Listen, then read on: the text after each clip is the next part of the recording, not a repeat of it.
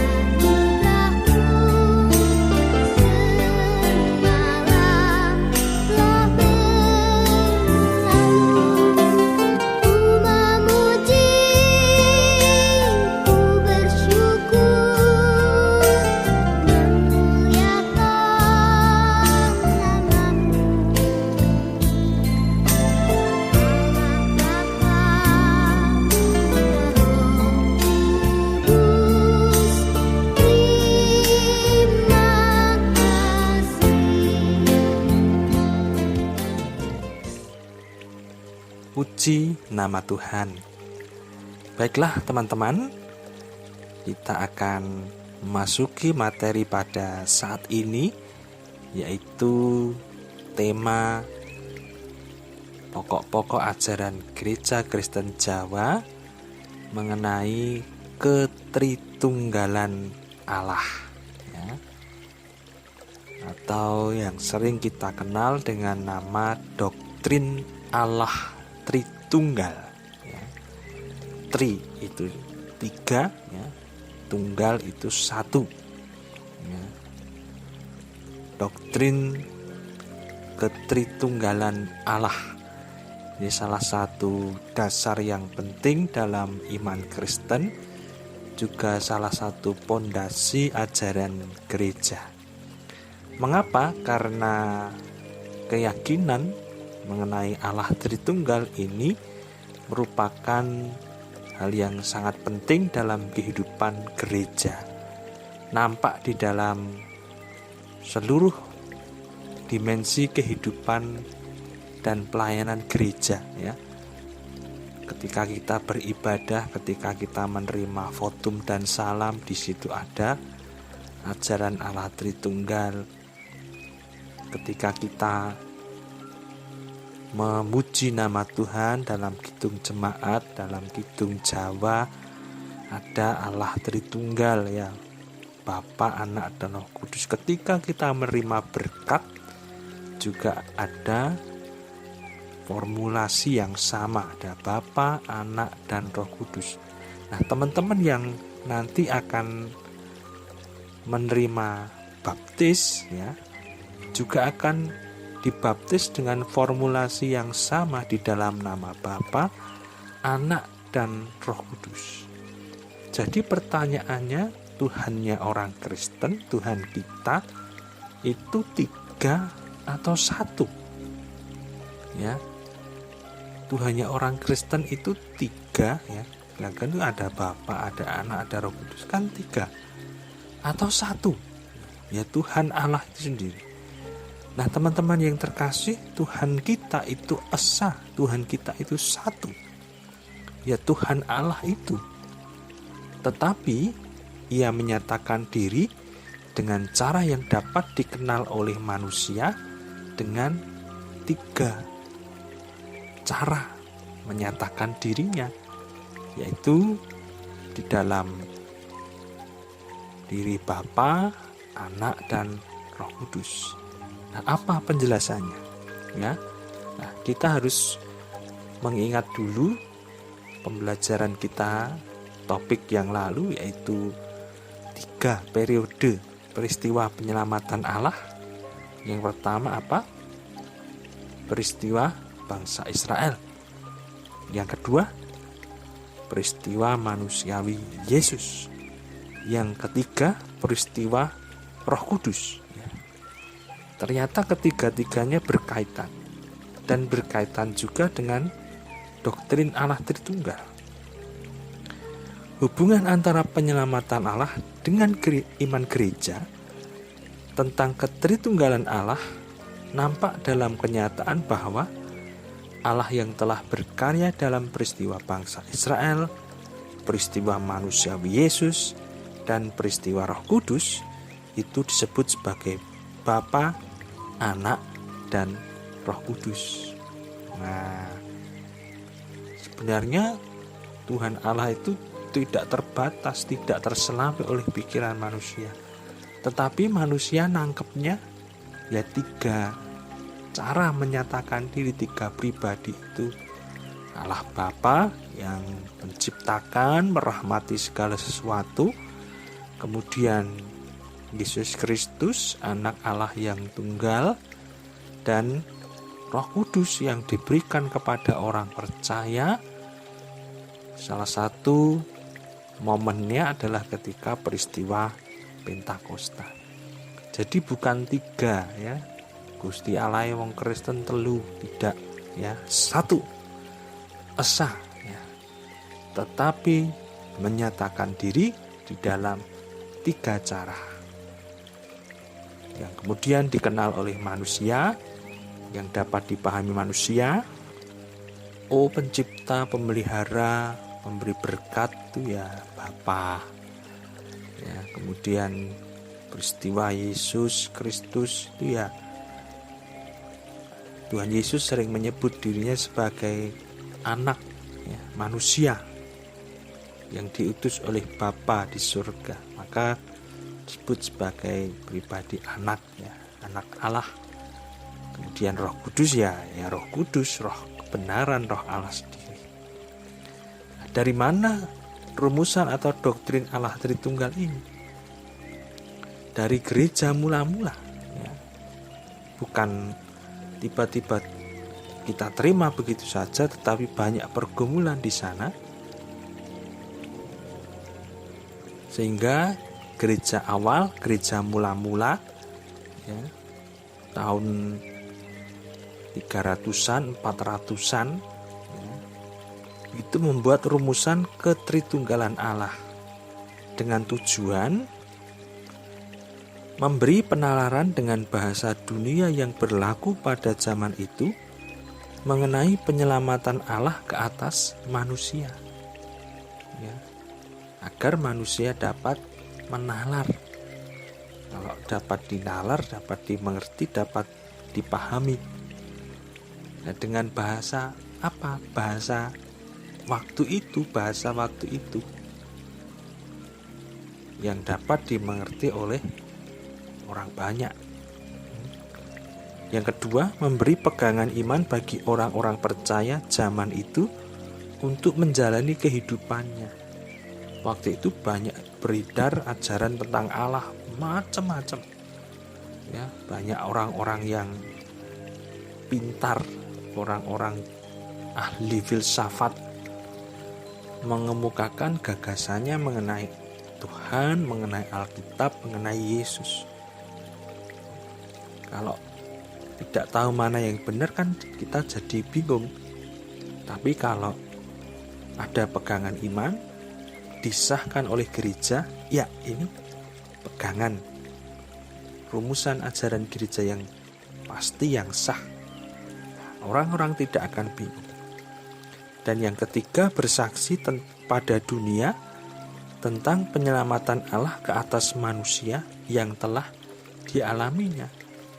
Ya, doktrin Allah Tritunggal ini sebagai sarana bersaksi kepada orang-orang yang belum percaya waktu itu, sebagai sarana untuk memberitakan Injil, memberitakan kerajaan Allah. Ya, pemahaman gereja mula-mula tentang Allah Tritunggal itu telah menjadi tradisi gereja dan tercantum di dalam Alkitab. Misalnya saja rumusan amanat agung di dalam Matius 28 ayat 19, ya. Dan baptislah mereka dalam nama Bapa, Anak, dan Roh Kudus. Itu berarti bahwa ajaran tentang Allah Tritunggal difungsikan oleh Allah dalam pekerjaan penyelamatannya, baik sebagai alat kesaksian maupun sebagai alat pemeliharaan iman. Oleh karena itu kita perlu mempertahankan latar belakang pengertiannya, yaitu cara Allah melaksanakan penyelamatannya di dalam sejarah manusia. Ini yang luar biasa, ya teman-teman, bahwa pemahaman mengenai Allah Tritunggal itu sekalipun melintasi zaman dan abad yang sangat lama, sangat panjang, tetapi masih relevan saat ini karena disarikan dari firman Tuhan sendiri, ya, yang meyakini, mengimani Allah menyelamatkan manusia yang berdosa. Nah, sekarang kita pahami rumusannya. Rumusannya sering kita sebut Allah Bapa, Anak, dan Roh Kudus. Ya. Rumusan itu dapat dijelaskan demikian. 1. Dalam hubungan dengan peristiwa bangsa Israel, sebagaimana tertulis dalam kitab Perjanjian Lama, Allah dikenal sebagai Bapa. Ya. Dalam Perjanjian Lama Allah dikenal sebagai Bapa. Dalam hubungan dengan peristiwa manusiawi Yesus, sebagaimana tertulis dalam Perjanjian Baru, Allah dikenal juga sebagai Anak. Dalam hubungan dengan peristiwa Roh Kudus, sebagaimana tertulis dalam kitab Perjanjian Baru, dan di dalam sejarah gereja hingga kini, Allah dikenal juga sebagai Roh Kudus. Ya. Semakin lama waktu berlalu, manusia mengenal Tuhan Allahnya semakin banyak. Tadinya cuma Bapa. Lalu Yesus datang ke dunia, mengenal Yesus sebagai anak Allah. Lalu Roh Kudus dicurahkan, mereka mengenal Roh Kudus. Ya. Jadi ketiga-tiganya menandakan kasih Allah diperluas, semakin luas, semakin dalam diberitakan kepada manusia dan dunia yang membutuhkan kasih Tuhan. Sebutan Bapa dan Anak tidak menyatakan hubungan biologis, melainkan menyatakan hubungan langkah-langkah Allah di dalam karya penyelamatannya. Ya. Jangan dibayangkan seperti manusia, sebutan Bapa dan Anak, oh ini anaknya, anak biologisnya. Tetapi tidak demikian dengan Allah Tritunggal. Sebutan Bapa dan Anak ini bukan anak biologis ya. Allah Bapa lalu punya anak namanya Yesus. Tidak ya. Itu merupakan hubungan langkah-langkah Allah di dalam karya penyelamatannya. Ya, tidak bisa kita bayangkan seperti manusia ya. Allah Bapa punya istri, ya, kemudian punya anak Yesus. Istrinya siapa? Bunda Maria. Tidak, itu salah ya, itu keliru. Sebutan Bapa dan Anak ini langkah-langkah penyelamatan Allah yang tadinya hanya dikenal oleh orang Israel,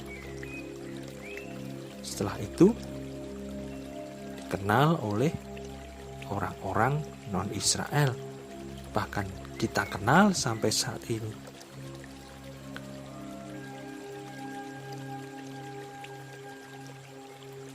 Oleh karena itu, Bapa, Anak, dan Roh Kudus itu Allah yang satu dan sama. Jadi pribadinya hanya satu, yaitu Allah. Sekali lagi bukan tiga, tapi satu dan sama. Satu keutuhan, tidak terpisahkan satu dengan yang lain. Lalu penjelasan tentang Yesus yang berdoa kepada Bapa dan tentang Bapa memberikan Roh Kudus kepada murid-murid Yesus adalah sebagai berikut. Tentang Yesus yang berdoa kepada Bapa dapat kita pahami atas dasar penalaran bahwa Yesus adalah Allah yang masuk melibatkan diri di dalam kehidupan manusia dengan cara yang begitu manusiawi dan menjalani kehidupannya dengan cara yang manusiawi pula. Dalam hal Yesus yang berdoa kepada Bapa, ia menempatkan diri dalam posisi menggantikan manusia. Tentang Bapa yang memberikan Roh Kudus kepada murid-murid Yesus dan orang-orang percaya, hal itu dapat dimengerti dari penalaran bahwa Allah sendiri yang datang dan bekerja sebagai kuasa di dalam hati mereka untuk menolong mereka sehingga mampu mempertahankan keselamatannya. Nah, jadi ajaran Allah Tritunggal ini tidak ada kontradiksi satu dengan yang lainnya, sebab Yesus yang berdoa kepada Bapa ya, karena Tuhan Yesus menempatkan dirinya dalam posisi sebagai manusia ya. Yesus menjalani kehidupan dengan cara yang begitu manusiawi sehingga ia pun berdoa kepada Bapa yang ada di surga. Tentang Bapa yang memberikan Roh Kudus kepada murid-murid Yesus dan orang-orang percaya, hal itu dapat kita mengerti bahwa kuasa Allah yang bekerja di dalam hati para murid Yesus dan dalam hati orang-orang percaya. Sebagai kuasa, sebagai kekuatan yang datang dari Tuhan untuk menolong mereka dapat mempertahankan keselamatannya. Sebutan Bapa di dalam doktrin Allah Tritunggal itu sama dengan sebutan Bapa di dalam doa atau pujian kita. Kedua sebutan itu memang menunjuk kepada Allah yang satu dan sama. Tetapi ada perbedaan pengertian di antara keduanya. Perbedaan itu adalah Bapa di dalam ketritunggalan Allah adalah sebutan dalam hubungan dengan pelaksanaan penyelamatan Allah di dalam sejarah manusia. Sedangkan Bapa di dalam doa atau pujian adalah sapaan dalam hubungan dengan keselamatan yang telah diterima oleh orang percaya.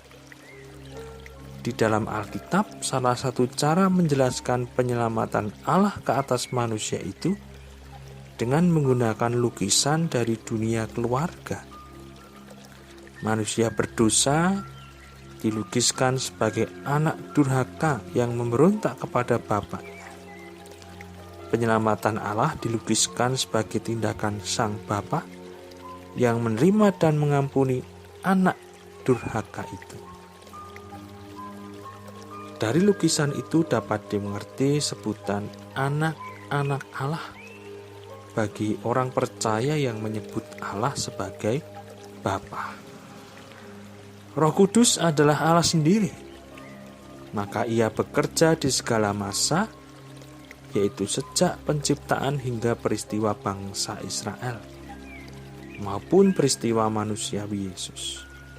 Tetapi di dalam peristiwa Roh Kudus dengan wataknya yang khas, Roh Kudus bekerja secara khas pula, yaitu menolong manusia untuk mengerti dan percaya kepada Tuhan Yesus, bekerja di dalam hati manusia, dan juga mengingatkan manusia akan firman Allah, menghibur, bahkan menuntun mereka untuk mengalami keselamatan dari Allah. Nah, teman-teman yang terkasih di dalam Tuhan Yesus Kristus, karya Allah Tritunggal itu adalah karya yang menyelamatkan, mengampuni dosa, dan menebus hidup kita dari kuasa dosa. Oleh sebab itu, pemahaman kita mengenai Allah Tritunggal harus senantiasa didasarkan kepada iman mengenai karya penyelamatan Allah. Bukan semata-mata kemudian dijadikan bahan debat atau menyerang keyakinan atau kepercayaan lain yang justru membuat situasi menjadi tidak damai sejahtera. Pemahaman mengenai Allah Tritunggal sepatutnya diletakkan kepada iman kepada Allah yang menyelamatkan. Jadi kita imani, lalu kita pahami, lalu kita alami sendiri kuasa, karya, dan penyelamatan Allah itu. Nah, teman-teman yang terkasih, pada zaman dahulu memang banyak sekali ajaran-ajaran mengenai Allah, ya. Allah yang di perjanjian lama itu katanya kejam, Bapa itu kejam. Di perjanjian baru kok berbeda, ya. Penuh kasih, pengampunan. Apakah Tuhan Allahnya ganti atau berubah sifat, ya? Nah, itulah cara manusia mengenal Tuhan Allahnya. Karena Tuhan itu tak terbatas, tidak terselami sesungguhnya. Sehingga mengiranya yang satu kejam, yang satu baik hati. Padahal sama, Allahnya sama, satu. Tidak berganti, tidak ada yang berubah. Kemudian ada yang mengatakan bahwa Yesus itu adalah penjelmaan Allah, ya, manusia yang menjadi titisan Allah, yang diangkat menjadi Tuhan, nabi yang diangkat menjadi Tuhan. Ini pemahaman yang keliru juga, bahwa Yesus adalah firman Allah yang menjelma menjadi manusia lewat perantaraan Ibu Maria yang hamil oleh karena Roh Kudus, dan oleh karena itu kelahiran Yesus adalah mujizat dan anugerah dalam kehidupan orang percaya. Roh Kudus yang dicurahkan oleh Allah pada hari Pentakosta juga merupakan anugerah yang diberikan kepada manusia supaya kita dapat mengenal dengan sungguh-sungguh siapa Allah kita.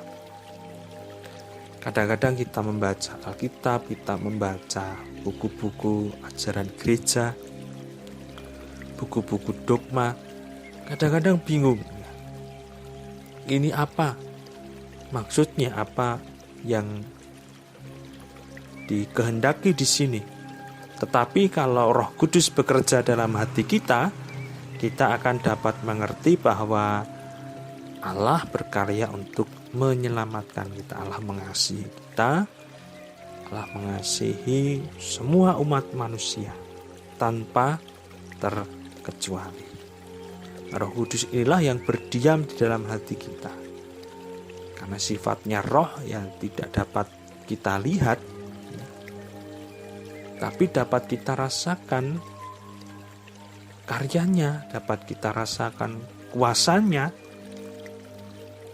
di dalam hati dan kehidupan kita. Kira-kira siapa yang menuntun kita percaya kepada Yesus? Kira-kira siapa yang menuntun kita untuk bilang, saya mau sidi, saya mau baptis, saya ikut katekisasi, saya mau gereja, saya mau bertobat?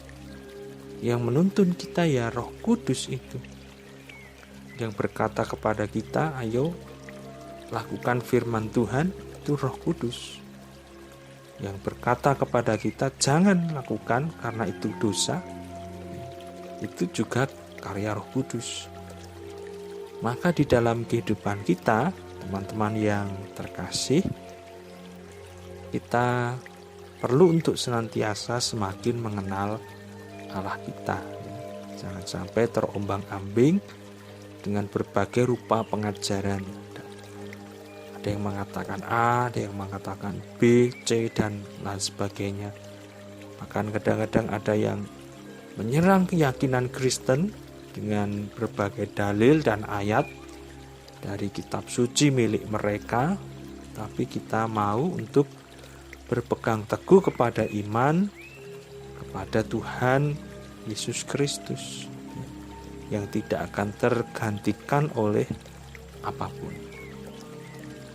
Teman-teman yang terkasih, inilah materi atau pelajaran mengenai doktrin atau dogma Allah Tritunggal, ya. Allah yang satu, yang esa, menyatakan diri dalam 3 cara untuk dikenal oleh manusia, ya. Dan bahasa yang dapat dimengerti oleh manusia dengan cara yang dapat dinalar oleh manusia. Teman-teman yang terkasih, inilah pelajaran kita hari ini. Apabila ada pertanyaan, dapat ditanyakan kepada Bapak Pendeta atau dapat disampaikan langsung ketika di waktu yang akan datang kita berjumpa kembali secara tatap muka.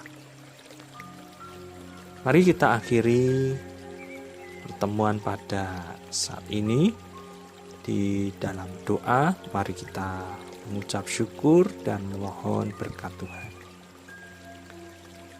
Bapa Surgawi, terima kasih untuk kasih dan anugerah-Mu. Kami juga merasakan karya Tuhan Yesus yang menyelamatkan kami dari dosa.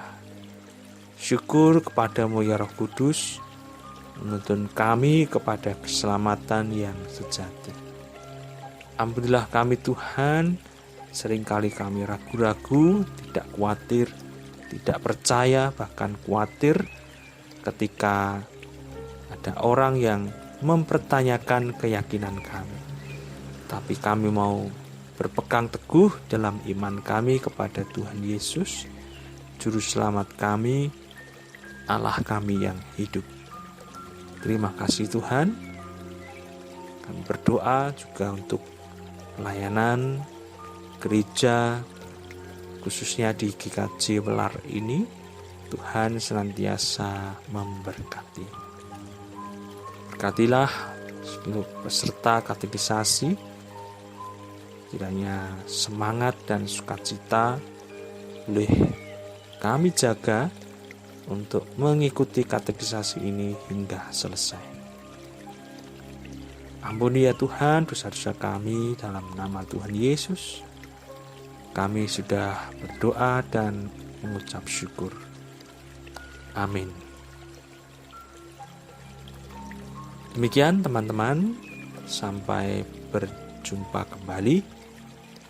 Tuhan memberkati.